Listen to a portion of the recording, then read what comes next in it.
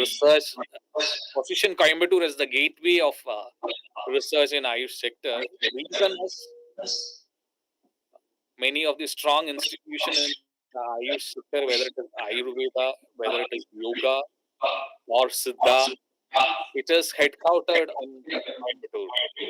Plus, the research infrastructure in Coimbatore through Bharatiya University, through Tamil Nadu Agriculture University, through Anna University Coimbatore, through various other universities which is situated in Coimbatore, the infrastructure of the pharmacy colleges in Coimbatore, the infrastructure of the arts and science colleges of Coimbatore, everything is poised to convert this into a real research hub. So, looking from that angle, today's program, where Ayush sector is positioned as one of the main area in the innovation, is quite encouraging. Thank you, sir. So, the guest slide.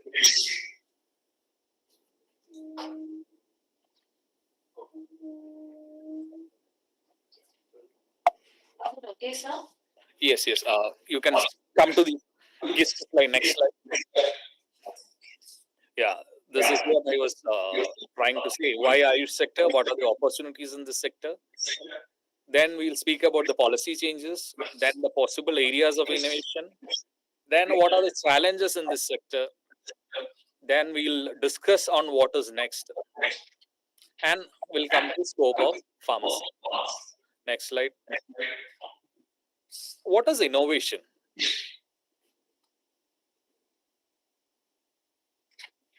I need answers from the participants. What is innovation?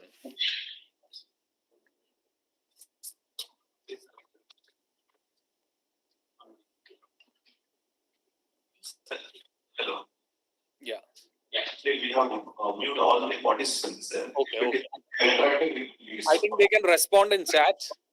Yeah, it will be communicated at the end of the session.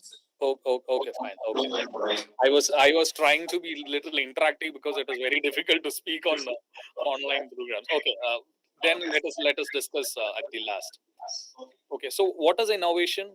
Innovation means either coming up with a new method, or coming up with a new idea, or coming up with a product. What is the end phase of all this? I mean, you come up with a new method, or you come up with a new idea, or you come up with a new product. Whatever it is going to bring an improvement. An improvement, either it will be economical, like a business idea coming into and bringing in some commerce into it, or it may be an idea or a method or a product which solves problem of masses, which can really make a change.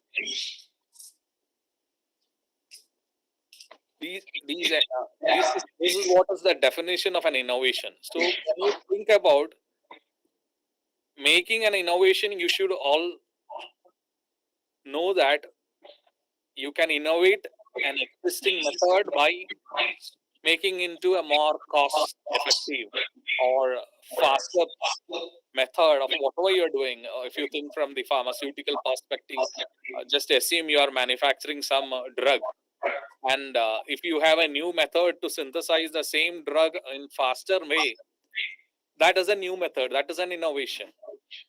Or if you have a better drug delivery method through which you can give that medicine, then it becomes a new idea.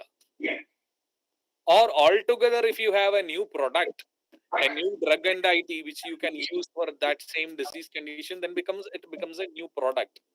These are all what we call as innovation or an idea coming. So basically, when you think about innovation, there are two aspects to innovation. One is that idea getting into masses and becoming something useful.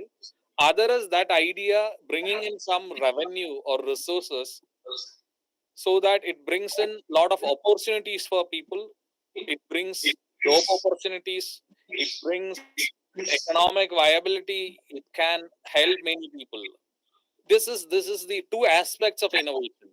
these two aspects have to be there in its own ratio so that we can say a good innovation is happening. So we'll today in the whole talk we'll try to focus on what exactly is the innovation possible in this sector. When I say Ayush sector, probably you know there is there was a department of Ayush which was there under Ministry of Health earlier, which was established in 1990. Later in the late 2000, it became a separate ministry itself. Now we have a Ministry of Ayush itself, which is actually from the regulatory perspective looking into the matters of the sector. And the A in the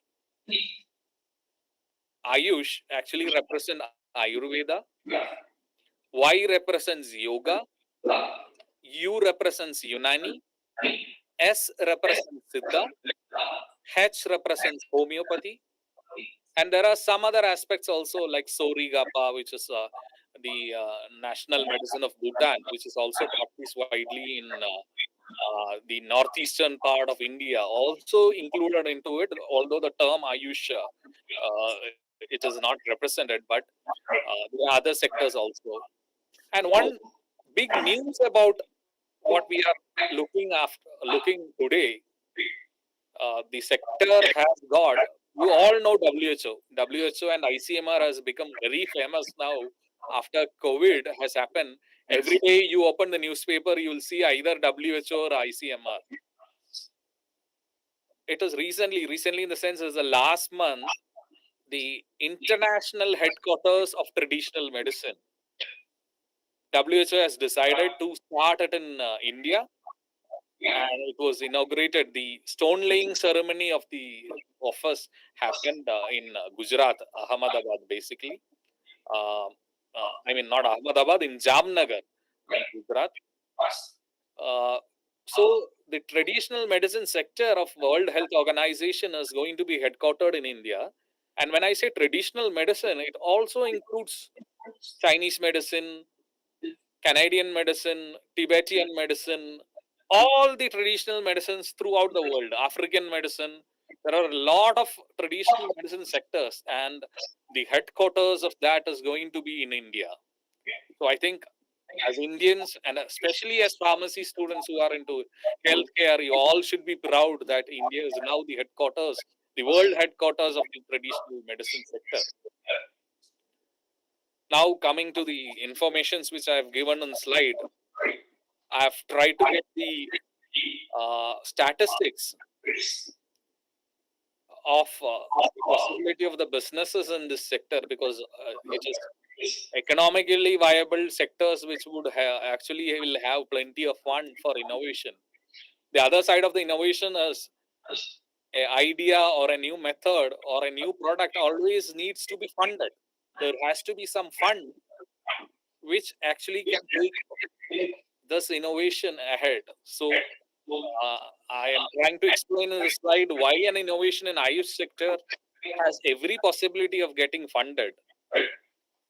The first aspect is the Ayurveda. It is estimated as 2.28 million market, US dollars market, which is expected to be growing at 12.3% by a report and market research future.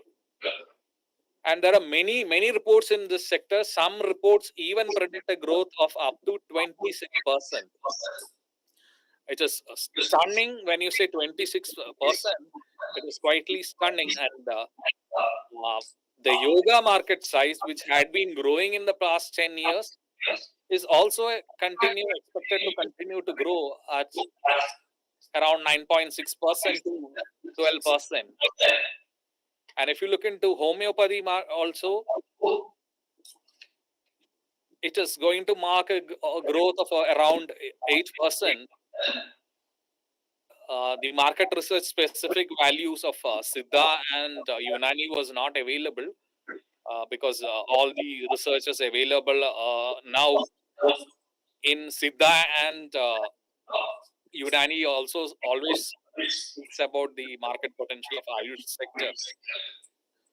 So I know for pharmacy students, this business values are little alien, but the point here is you must understand that the sector is growing very fast and there is plenty of economics or money involved in the sector. All know there is Niti Ayog now. Niti Ayog is promoting innovation. There is an innovation council, and we have a pharmacy innovation council also. And it is actually a great blessing that the Ayush sector is also separately recognized, and there is a separate Ayush sector innovation council which is headed by none other than Dr. R.H. Singh, who was the former head of Ayurveda department in BSU, Banaras University. So, from the policy perspective, also there is a lot of changes. You cannot imagine Ayush sector being having an innovation council 10 years back, but now many international, national, the specific problems in Ayush sector like COVID, everything have actually brought in this big change, and having an Ayush sector innovation council has become a necessity, and it has actually happened. Another big policy change which has happened in the sector is last month the national government has announced 100% foreign direct investment. That means investors outside India can start organizations in the sector of Ayurveda, Yoga, Unani, Siddha, and Homeopathy in India with 100% ownership. That means foreign companies, foreign investors are supposed to or are going to enter into the Indian market with their investments, making the Ayush sector flooded with investments. And another policy change which happened last month itself is the government of India has announced a special Ayush visa. Ayush visa wherein people from outside the country can travel to India for availing traditional medicine treatments and healthcare in India with special Ayush visas. This would mean Coimbatore being an healthcare destination for many people to avail high quality healthcare. Institutions like KMCH, institutions like PSG have already made Coimbatore a destination for healthcare for other people. And with the introduction of the Ayush visa, people can even fly to Coimbatore now for taking Ayurvedic treatments. Earlier, it was little difficult for people who wanted to travel only for medical requirement to India to come, especially if the medical requirement, if their medical requirement was from the Ayush sector. Now, because of this policy changes, what does this mean? There is all possibility of India becoming the health destination, and Coimbatore specifically, as I said, my institution, including AVP Research Foundation and the Ayurveda Pharmacy Coimbatore Limited, is in fact working hard to position Coimbatore as the gateway for traditional research in traditional medicine sector. On last few months, we had been actively engaging in integrations and collaborations. A lot of MOUs have been signed in this aspect, and we are also approaching the ministry for this for an official go on this positioning Coimbatore as the gateway of research in the medicine sector. So the point here is we have a fund abundant sector where if you think about innovations in this sector, there is a viable possibility of getting funded.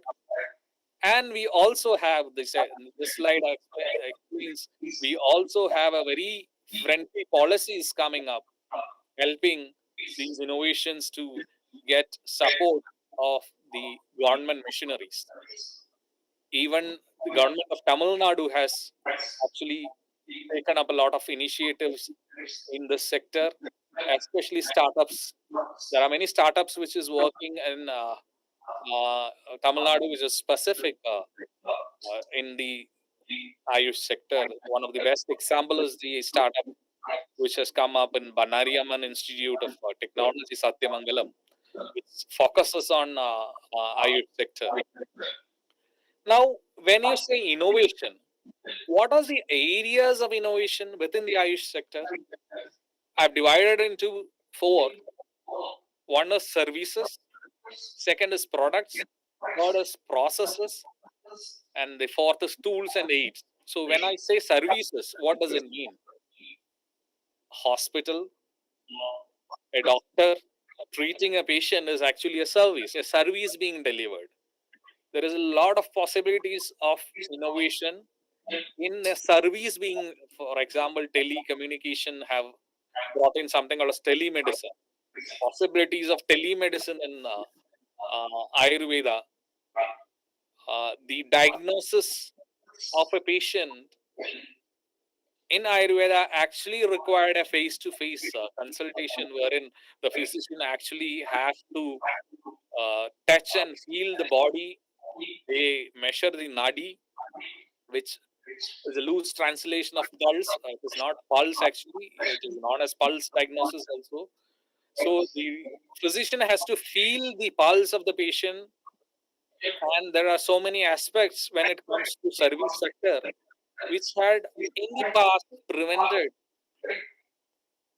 the sector itself to grow. But now things are changing. If you Google now, you can find something called as Nadi Tarangini. That is an equipment which you can connect to a computer and put it on your wrist, and the readings, the Nadi readings of your health can be visible by Ayurvedic Vaidya sitting at other part of the world or another part of the globe and analyze you without touching. And there are many, many such possibilities. Nadi Tarangani is just an example. There are n number of possibilities which the service sector as such is going to offer. These possibilities are something which the service as a service sector which can actually integrate. And another aspect is information technology, IT, being utilized by whether it is telemedicine, whether it is medical. Probably you might have heard about something called as electronic medical records. In most of the hospital, I believe KMCH also would have definitely migrated to the electronic medical records instead of the physical files and the things which patients used to carry. Now everything is electronic medical records. And Ayurveda also, government has to a specific funding called as Diety, which is under the Information Technology Ministry. There are fundings in developing electronic medical records in Ayurvedic sector, not just Ayurvedic sector. When I say Ayurveda, I mean Ayush. I'm more used to the term Ayurveda for the reason that I'm from an Ayurvedic institute. It includes Ayurveda, Yoga, Unani, Siddha, and Homeopathy. Then the next area of innovation is innovation on the products. See, it is very interesting to note that Ayurveda or the Ayush sector have recognized skin as the most important organ in the body. You all know that skin is the largest organ in your body, and most of the medicines in Ayurveda had been based on the dermal delivery, the massages, which we know as spa massages these days, are absolutely misunderstood. These were basically the massages in Ayurveda uses drugs, medicated oils. When you say medicated oils, these medicines are supposed to reach your body completely, and Ayurveda had recognized skin as the most important organ which can actually take the required therapeutic component of your drug to the body very easily. So, applying oil, doing massage, and other things have become a complicated procedure when you need multiple people.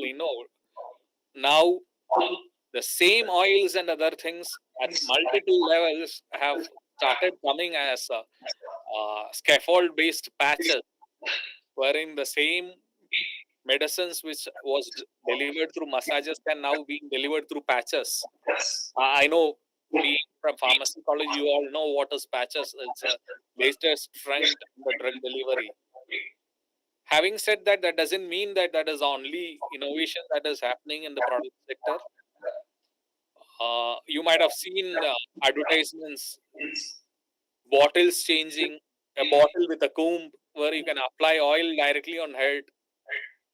The packaging change. I don't know how many I've actually observed the bottles of honey that is coming now. Now you have squeeze bottles and so many. So innovation, when you say in products, it also means innovation in packaging, delivering, and all other aspects.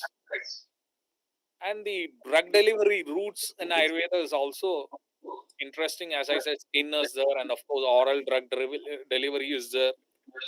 Anal drug delivery is also very common in Ayurveda. People who have come for Ayurvedic treatments would know it more.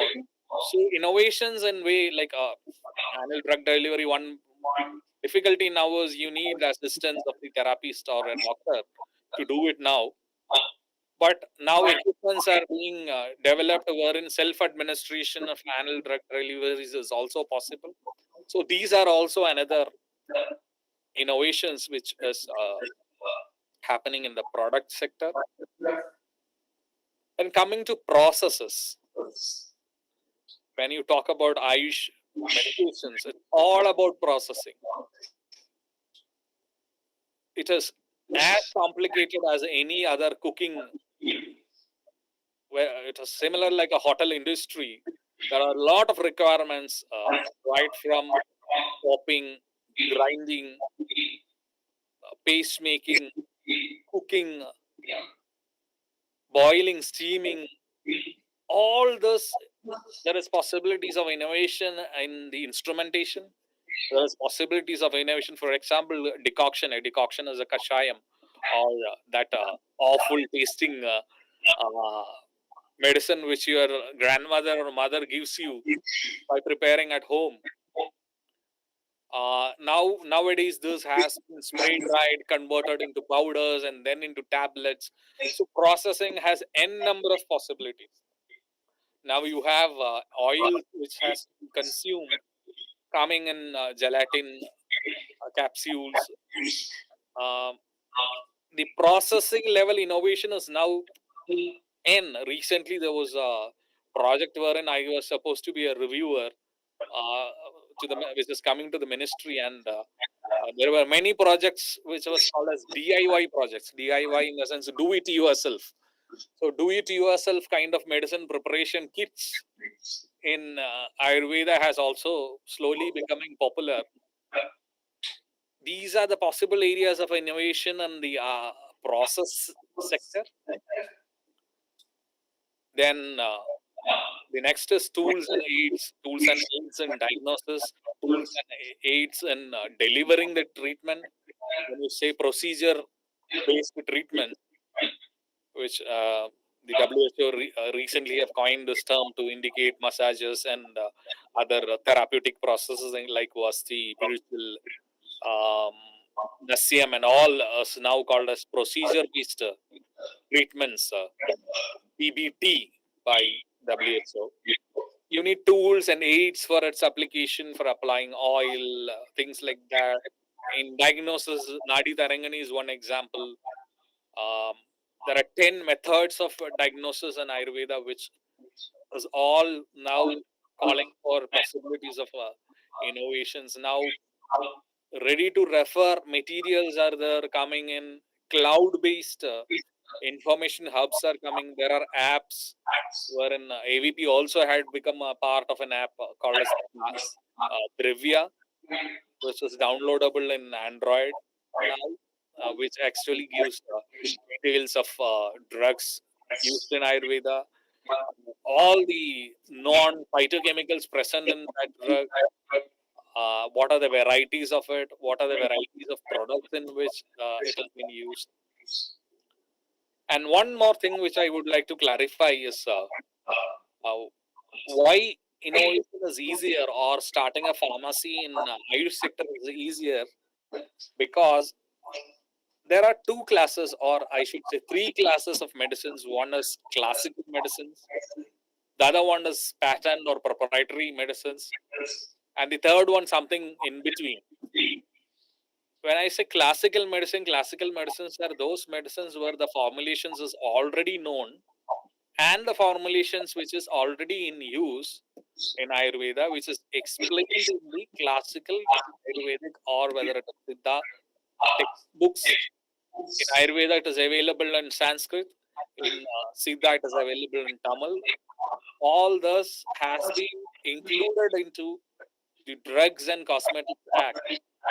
I don't know, as a pharmacy students, I'm sure you have something called as Drugs and Cosmetics Act also to study in some paper.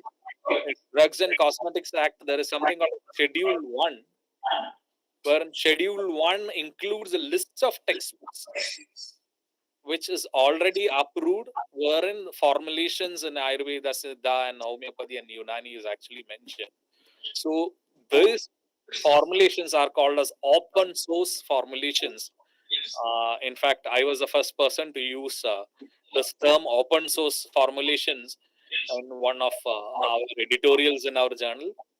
And I was so glad when this terminology was used by our Honorable Prime Minister in an international conference to define classical medicine as an open source formulation based medicine. These are something which can be manufactured by anybody having a good manufacturing practice license. There is no royalty, though there is no patent or anything involved. You can straight away start manufacturing these medicines, which is mentioned in these textbooks, by following the good manufacturing practices. So, starting an Ayurvedic industry, comparatively comparing with another pharmaceutical products which requires uh, the drug discovery process right from in silico studies, then into in vitro studies, then into in vivo, then into clinical trials actually happening for quite a long period. Uh, the startup cycle or the break-even cycle in the sector was quite very high. It was very difficult to get investors, but through using classical formulations, you can come to the market directly, which brings in some revenue immediately, and then focus on other patent and other products. So the second category is the patented products, wherein you use medicines which is of herbal origin and fits into the logic of Ayurveda and start using. Then in that case, you will have to produce your safety data and efficacy data. And the third category, which I said, which is coming in between, are new formulations but based on herbs which is already in use. That means classical textbooks which I was referring to, the Schedule 1 of the Drugs and Cosmetics Act, if these herbs are already used in any of these formulations which is mentioned in these textbooks, and that has been taken and maybe mixed, which creating a unique formulation wherein the safety of these herbs is already known, and what you need to establish is only the efficacy part of it, and that too not as a regulatory affair. For you to come into market to say that this medicine is effective, we need the possibilities of this using this. So these are the three aspects from the medicine wherein innovation is possible. Now, coming to the challenges, having said all the flowery and creamy part of it, the challenging part of it was streamlining the capabilities of all this, whether it is service industry, whether it is the product industry, or whether it is the process. Streamlining that, because when you try to do something new in, for that matter, for any sector that is new. But in this sector, if you are trying to do something new, there may be no precedence. So the capabilities, whether it is the engineering capability required, whether it is the capability from the subject side of the knowledge, whether it is the capability of having strong scientific background for the product, it is quite challenging to streamline these capabilities, because right now there are no single institutions wherein these capabilities are centered. So in a way it is a positive also. Multiple institutions should come together, integrating multiple disciplines. That is another challenge. The pharmacy people have to come together, the microbiology has to come together, the chemistry has to come together, the Ayurvedic industry has to come, the health sector as such should start accepting the medicines which is there. Gone are the days of standalone medicines. The future is integrative medicine, that is clear. Integrative medicine in the sense what is best for the patient will be given, well, whichever has been the hospital. The future is going to be, future protocols in healthcare is going to be based on integrative medicine. It is not going to be based on any particular medical systems. So another aspect I say is the Ayurveda and the science humans resource interfacing. Recently, Government of India itself have come up with coming up with postdoc fellowships in areas wherein an Ayurvedic Vaidya can do postdoc in modern sciences. A modern sciences person can do a postdoc in Ayurvedic research. This kind of exchange is going to be very.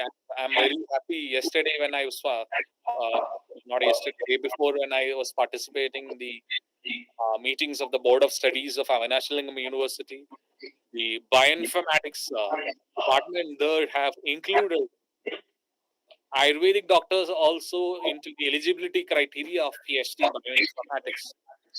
So this means there is going to be a lot of cross-disciplinary, interdisciplinary, or transdisciplinary uh, aspects going to happen. Right now, this is a challenge, but very soon, this challenge is going to become an opportunity for the sector itself. Then, when you say about information technology, I already said about the possibility of the electronic medical records. And the biggest challenge which the Ayush sector right now is facing is the data on the efficacy of the medicines which is being used. And the government of India has now coming up with a cloud infrastructure where every physician practicing in India, from wherever they can update their patient data in terms of what are the diseases presented and what are the medications they have given to the patient and how many days it took to cure the problem.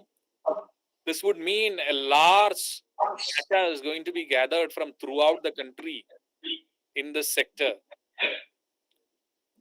Another aspect here is specific to the big data itself. The information being gathered from all these sources are right now being codified. I don't know how many of you know about medical coding. There is something called as International Classification of Diseases, ICD, and most of the diseases which we report in the hospitals have a code corresponding to that, which is called as ICD code. In Ayurveda, the determination of the disease, they have their own epistemological definitions for disease, and they have their own epistemological aspects, which is very specific for the Ayurvedic sector. And the government of India has now come up called as a morbidity codes for Ayurvedic sector, and very similar to the ICD and new coding system. And disease coding system was already been announced, and this is going to bring in big data into the area. That means communication, database facilities, information technology in the sector is also offering possibilities. When I say challenges, every challenge is also an opportunity. So that is about information technology and big data. Maybe you can move to the, yeah, what next? I think you should speak. Having said the possibilities of opportunities, possibilities of the challenges which we have to address, there is absolutely need for innovation in this sector, and this need is going to be at multidisciplinary levels, and every aspect being pharmacy students, whether it is the innovation in the service, whether it is the innovation in the product, or whether it is in the innovation and process specifically, pharmacy students have a big role to play, especially coming up with these natural product based healthcare medicines. There is concern about the safety, there is concern about standardization, batch to batch standardization. All these aspects have to be addressed by the students or by the pharmacy sector. Recently, the Nursing Council of India has added an add-on paper wherein the nursing students can also learn the therapy procedures in Ayurveda so that they can become a nurse in a nursing college. I mean, a nursing as a nurse faculty in Ayurvedic hospitals also. So this is going to be an add-on degree where nursing students can do.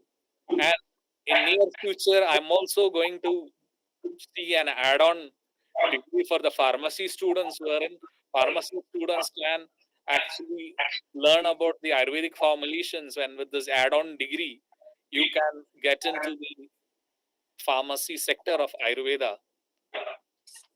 I am not aware how much this Pharmaceutical Council of India, if that is the regulatory authority.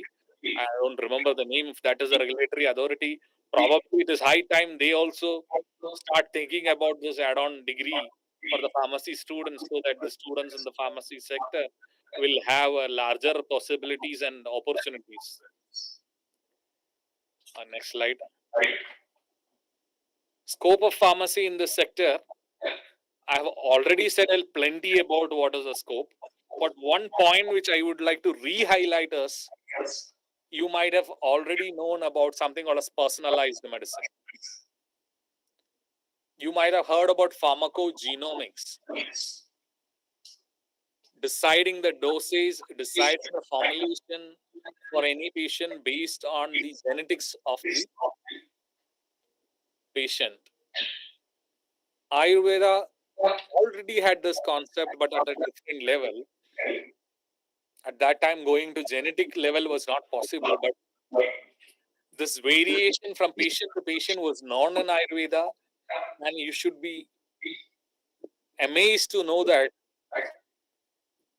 in our hospital, when people come here and when they actually take up medications, no patient with the same disease X or Y get the same prescription again and again.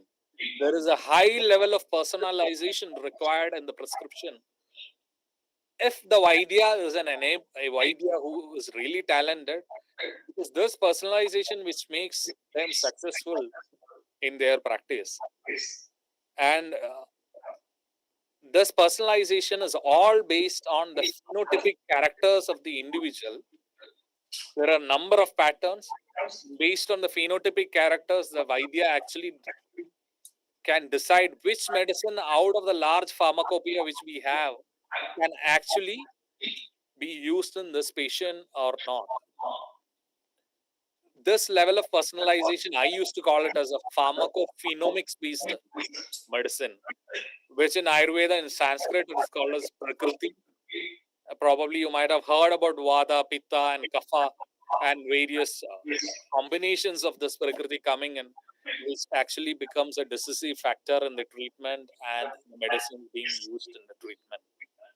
So there is a lot of possibilities at the pharmacy level, because even when the medicine is prescribed by a Vaidya, there are n number of combinations which is actually required, and probably every prescription, every patient ends up in preparing their own medicine. which the pharmacy students can take up that role.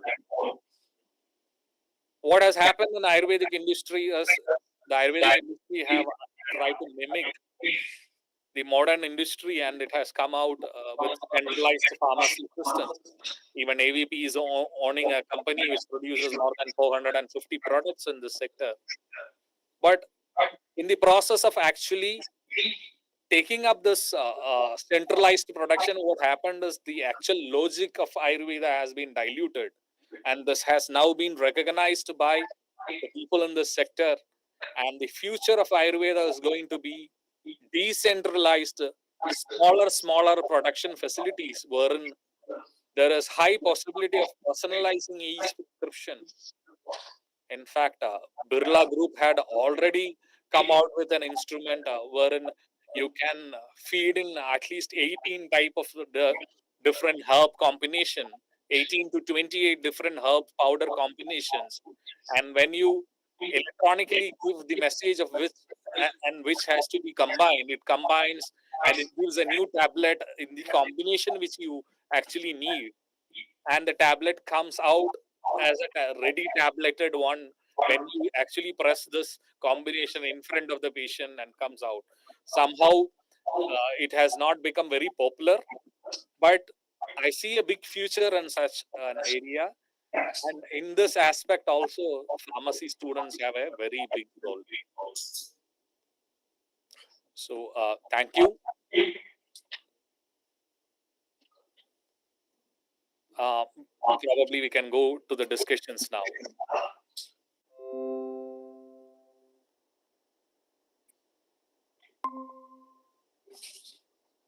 Probably, if you work together in pharma as well as science, the fruitful outcome will come out. So thank you, sir. We expect your collaboration and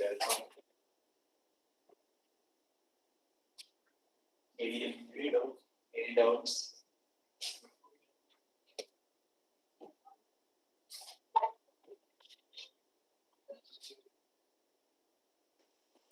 Morning, sir.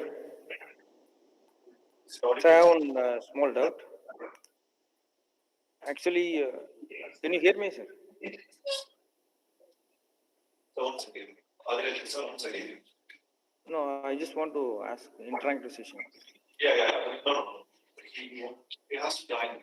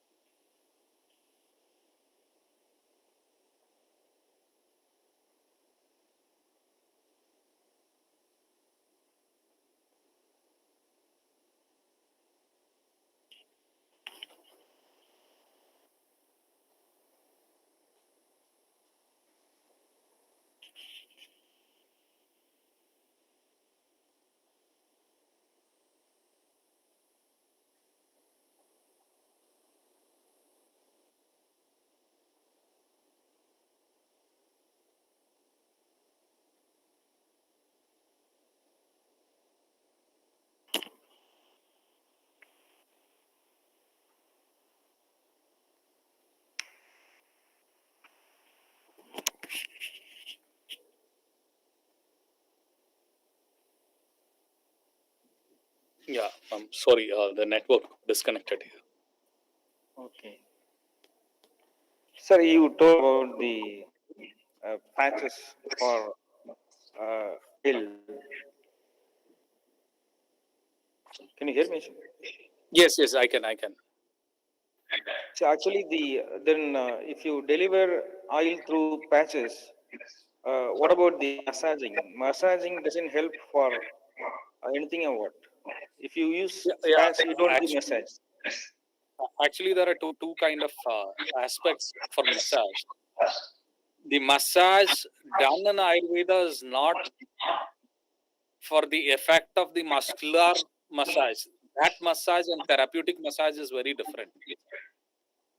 There are some conditions wherein you have to actually get massage for the reason for where you will have to have that muscular tension relieved.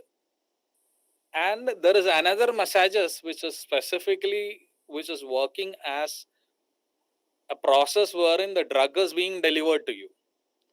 So the regular massage aspect will not be replaced, but the required drug being delivered, that aspect these patches can actually replace. And another thing, if it is an crude oil or medicated oil, whatever it is, Yeah, if you apply throughout the skin surface, yeah. large volume you can use, and I hope it is very difficult to entrap that much quantity of oil in the patch. It In is not fact, the concentrated. Yeah. yeah, in fact, the large volumes which we are using is expecting a smaller volume to penetrate through the skin. And right now, the studies are on the skin permeability of these oils, what aspects in these oils are actually getting permeable through the skin, and what is it that exactly getting into the skin. Can we produce what we get from the skin separately and put it in the patches so that the delivery is faster, more effective, and the resources required to produce the same effect can be brought down. Okay. Actually, as a pharmaceutical technology, we are more interested in developing transdermal patches. Yeah, yeah, I know, So it was. I know. I wonder. I wonder when you talk about the patch, and do you have anything in your market or any in this marketing stage or whatever it is? From our side, Yes. Yes. Please. in fact, one of the main aspects which right now it is an a wound healing patch is something which we are working on. It has come only at the prototype level, and we have also got some international publications in that aspect. The root formulations which we are using in that is Jatyadi Thailam. We are converting the wound healing aspects of the Jatyadi Thailam into a patch. I don't know whether it can be called as a patch. It can be called as a band-aid. Okay. And when I say wound, it is not a small wounds. It is not a small band-aid. We are actually healing multi-drug resistant diabetic ulcers, especially foot ulcers. Okay. Nice. Nice idea, sir. Thank you. Sir, Yes. so in behalf of students, I'm asking this question. Okay, sir. I think our students are mostly from UG, PG, and research scholars are taking therapeutic sample as Ayurvedic drugs, right? So they have selected the Ayurvedic drugs for other indications, which is available for some other indications already. Right? Okay. Yeah, yeah. And in that aspects, how we can select the dose for the particular Ayurvedic drug for the other indications, right? Because you have, I think you are also doing most of the preclinical studies for testing the. Yeah. This is see, one aspect of dose decision is quite very different. The concept of dosage and dose decision in Ayurveda is very different from the concept of dosage which we have in modern sciences. Normally, we decide dose based on body weight, right? And that is the reason why when we go for a clinical consultation, in every clinic, the body weight is being taken so that ideally, while prescription, the doctor would consider the body weight and then the dosage is decided. That is how dosage are designed or decided in normal process. But in Ayurveda, the dosage is not decided based on body weight. This actually makes a little bit difficult in deciding when we do studies what is the right dosage. In fact, in Ayurveda, the dosage is one of the aspects. I'm not telling it is absolutely based on this. One of the many aspects where the dosage decision is done is the ability of the person or the metabolism rate of that person, which Ayurveda says as the Agni level of the patient, and which is assessed by through a questionnaire, through the Nadi Pariksha, and through other observations made during the consultation. So, if the Agni Bala is more, or the metabolic activity of the person is very at high speed, a higher dosage is given so that the bioavailability or the period in which the drug remains in the body is longer, even if the metabolism is faster. So, what happens is most of the people with high Agni or high metabolism rate will be slim and at the lower side of the weight. So, in Ayurveda, people who are actually slim have higher possibility of getting a higher dose because their metabolism rate is faster, and Ayurvedic medicines needs to remain in their body for a little longer time, means they have to be given a higher dose. So the perspective of dose decision in Ayurveda is very different. When you extrapolate or repolate it to the level of studies in Ayurveda, of studies in pharmacy, whether it is in vitro or in vivo, this becomes a challenge. And again, we can only decide based on what activity we are intending, and we always have to find the IC50 value and then start from there itself. There is no alternative go as on now. Thank you, sir. Thank you.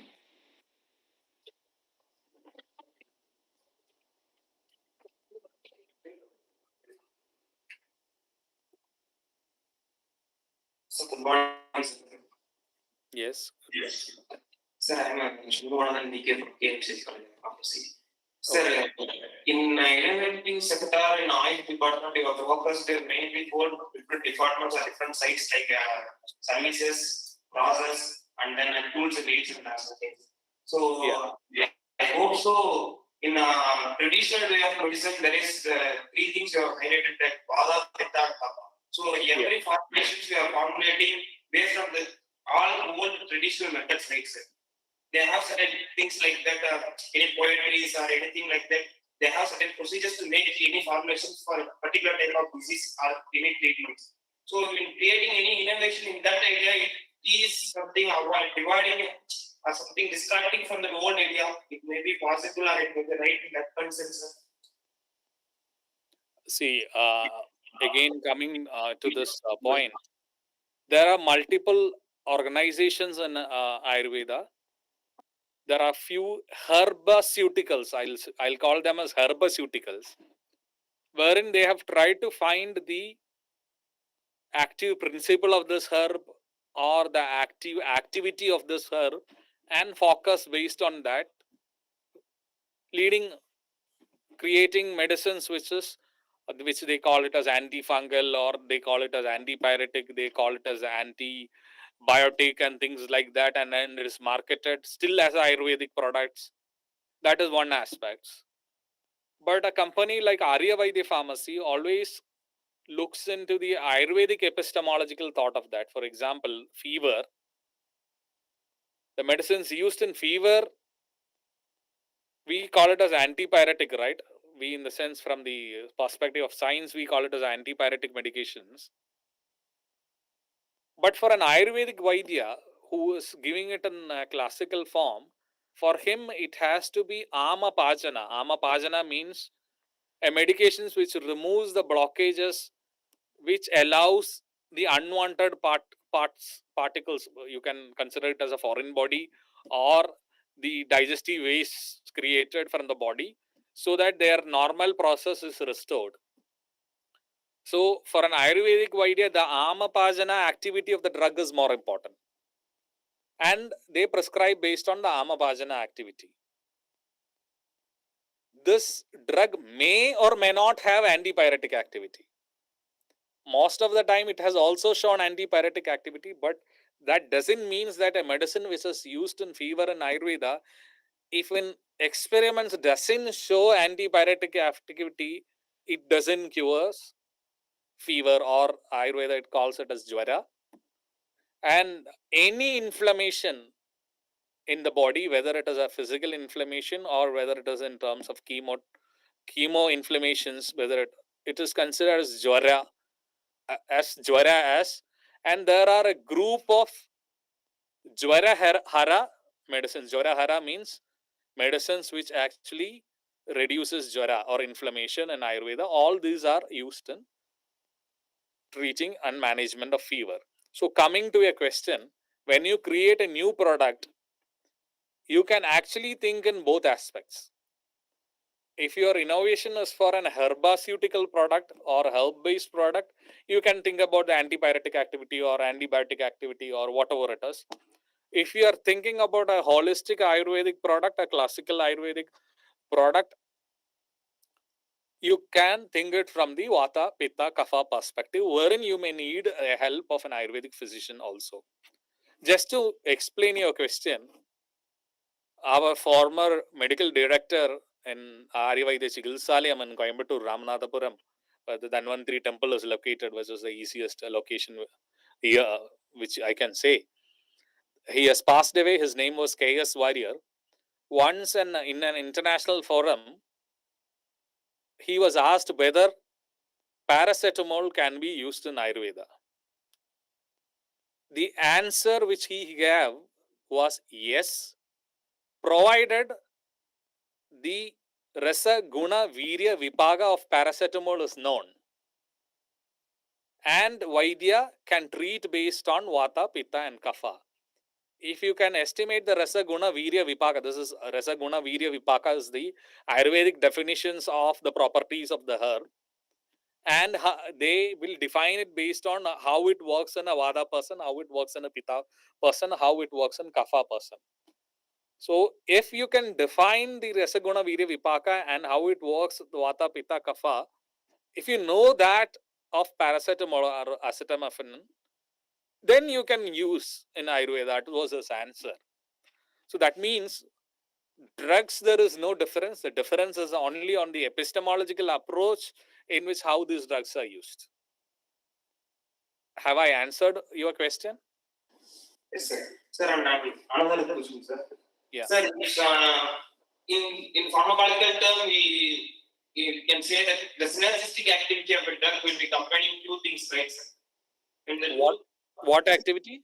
synergistic activity, sir. Yes, synergistic. Yes, yes. Comparing some other two different drugs to improve the efficacy of treatment. Yes, yes. This is very important.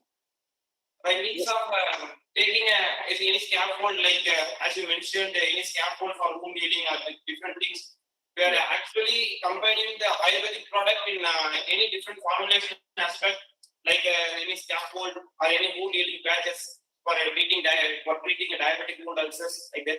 So, is that have any potential side effects over when combining two different type of formulations like Ayurveda and allopathy medicines?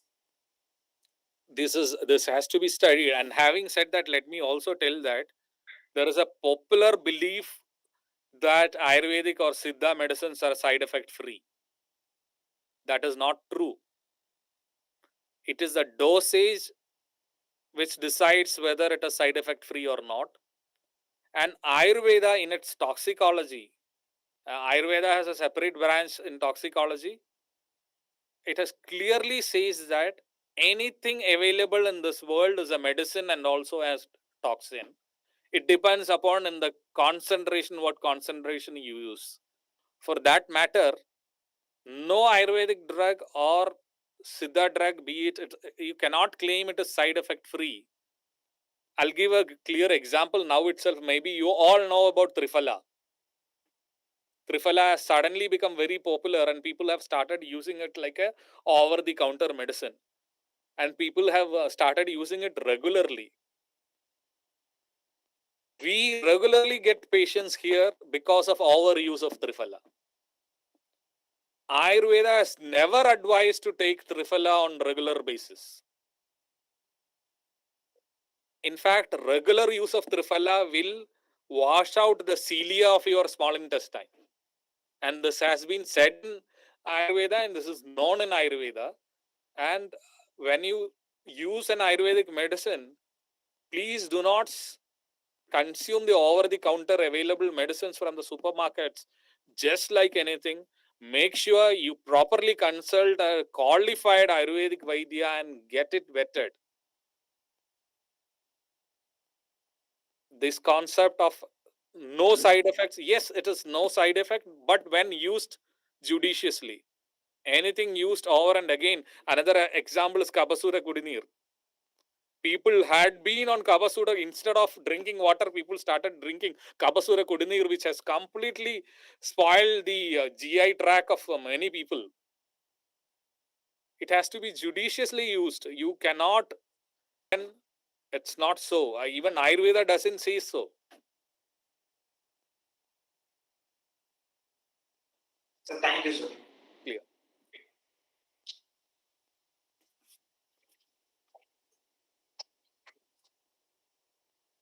Thank you for your valuable interaction, sir. Now I cordially invite Dr. N. Adirajan, M.Pharm, PhD, Professor and Head of the Department of Pharmacy, KMCH College of Pharmacy, to deliver the program.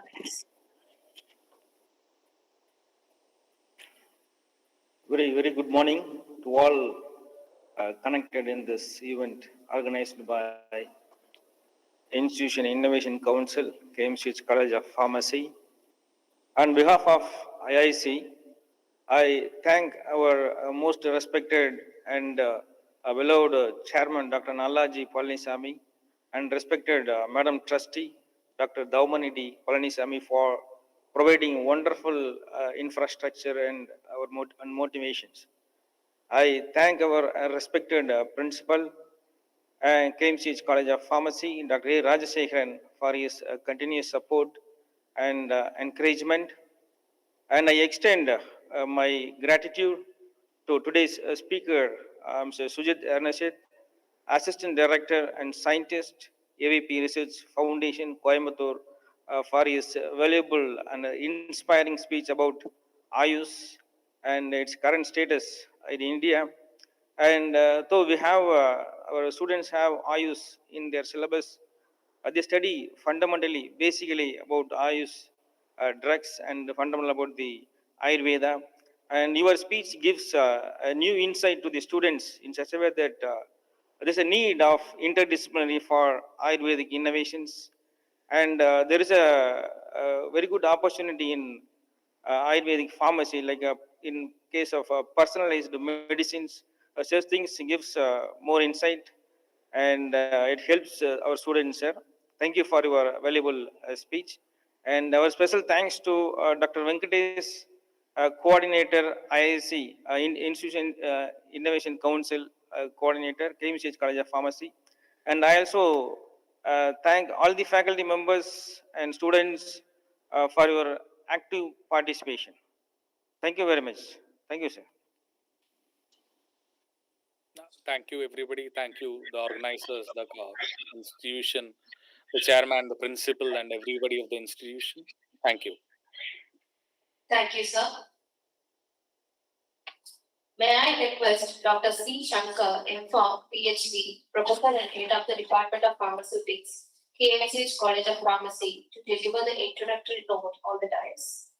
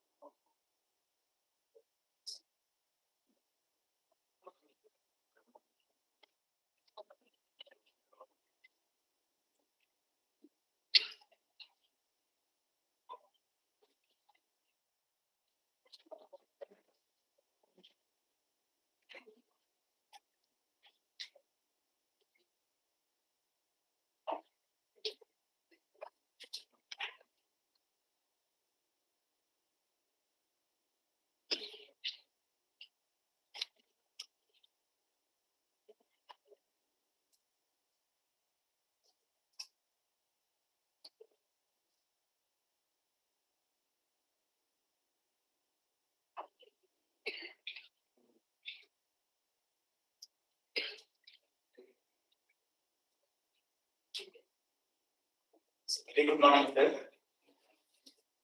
So I'm speechless while reading the.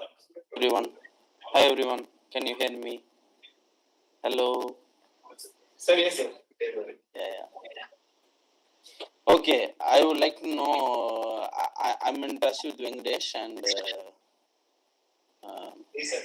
No. He's here only. How many of you are seeing me? Yes, sir. Yeah, well, yes. So very good morning, sir. Yeah. Good morning. So while reading your biography, I'm speechless actually. You are from Aristocrat Research Private Limited, and you are providing IT solutions for so many industries. Yes. And the thing is, you have 50 plus intellectual brains. It's very tough to handle 50 intellectual brains having the innovative ideas. And Yes. you are from alumni of BSc College of Pharmacy, Anna University, and you have done your master program in bioinformatics, business administration, and doctoral program also. And it is, I am astonished to have, because you have the consultation for 44,000 researchers. Yes. It's true. And you organized successfully 4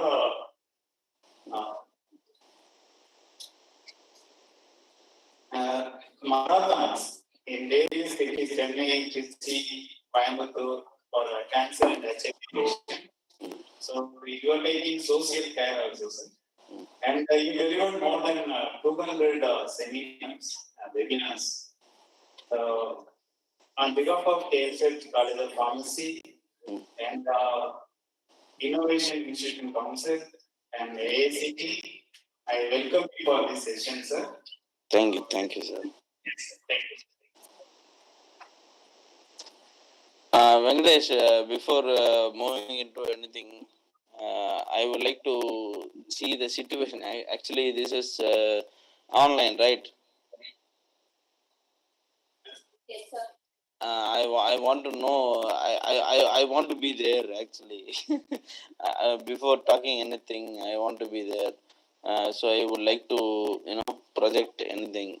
Who are all there? Who are all the beneficiaries? Who are all listening to me? I like to know them. Seriously, I was listening to the Ayush stuff later on. You people were, see, I want to know. I really want to know. I really want to know to whom I am talking. I will talk a lot of things, but I really want to know to whom. Yeah, please. Scholars, faculty. Can you put your microphone closer to your mouth? And it's like I want to get connected, and then I will just talk to people. Okay. Yes, sir. Sure. Thank you so much. If you can do that, I'll be much grateful. Thank you so much. Yes, I know. I'm a PPT.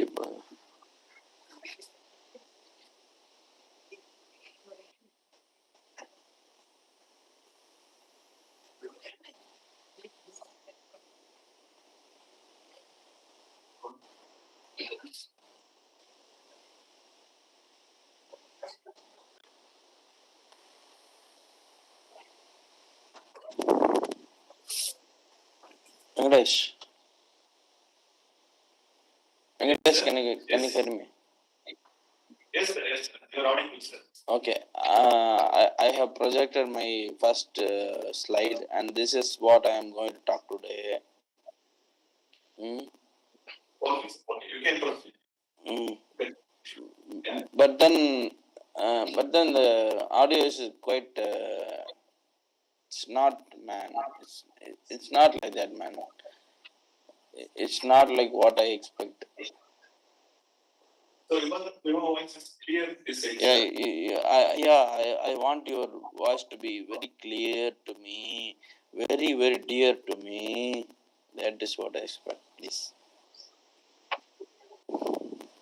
Hmm? Can you do that? Venkatesh, please. Yes, sir. Yes, sir. Yes, Venkatesh. I'll wait for you. I'll wait for you.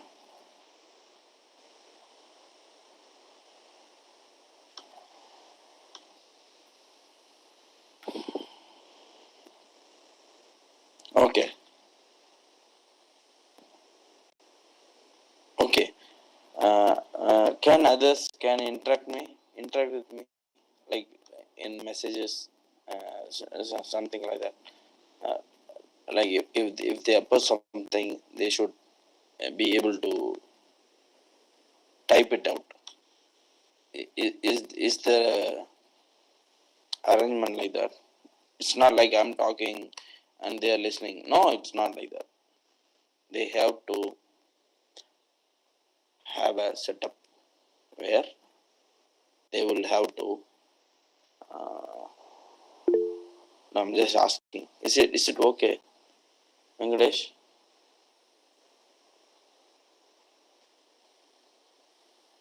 Venkatesh கேக்குதா உங்களுக்கு?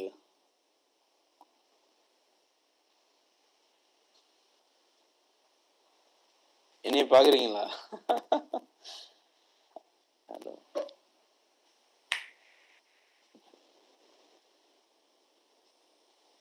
என்னைய பார்க்கலாம் பாருங்க. பாருங்களா? சரி, okay. பேசுவோமா? How many people are ready?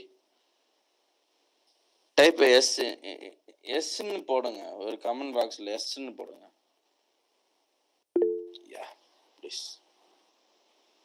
How many of you are ready? இப்போ நான் பேச போகிறேன், நிறைய பேச போகிறேன். டெக்னாலஜி பற்றி பேச போகிறோம். We are going to talk about technopreneurship. We are going to talk about technology, technopreneurship. This is like entrepreneurship. It's not a joke, man. இது யாருக்குமே அப்படி ரீச் ஆயிடுறது. How many of you are ready?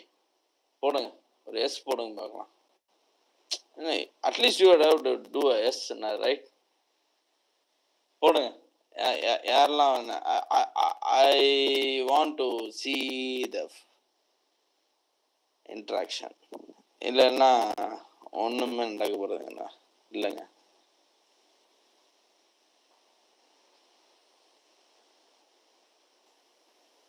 பண்ணணும். Come on, ஏதோ message பண்ணுவாங்க sir. பண்ணுறாங்களா? Come Xiaomi Xiaomi Xiaomi Xiaomi Xiaomi இதில் Xiaomi, இதில் ஷோமி. இல்லை, ஒரு 2 minutes வெயிட் பண்ணுங்க. இதில் பார்த்துட்றேன். Sir, actually, sir, Okay. nearly 80 students are sitting auditorium, sir. All are sitting together. Super G.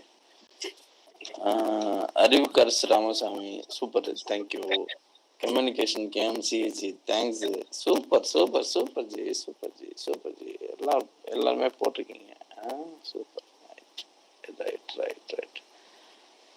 Right. Okay, will go into the session. PPT போடலாம். என்னை பார்த்துட்டு இருக்கீங்களா எல்லாருமே? ஏன்னா it has to be interactive session. என்னை பார்க்குறீங்களா எல்லாருமே? This is what I look like.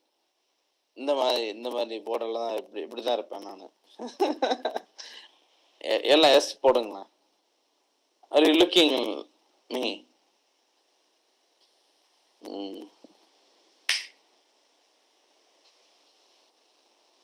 எல்லாருமே உங்கள் communication I would like to C. S sir, Vinod, thank you. இதில் ஒன்றும் அவ்வளோதான்.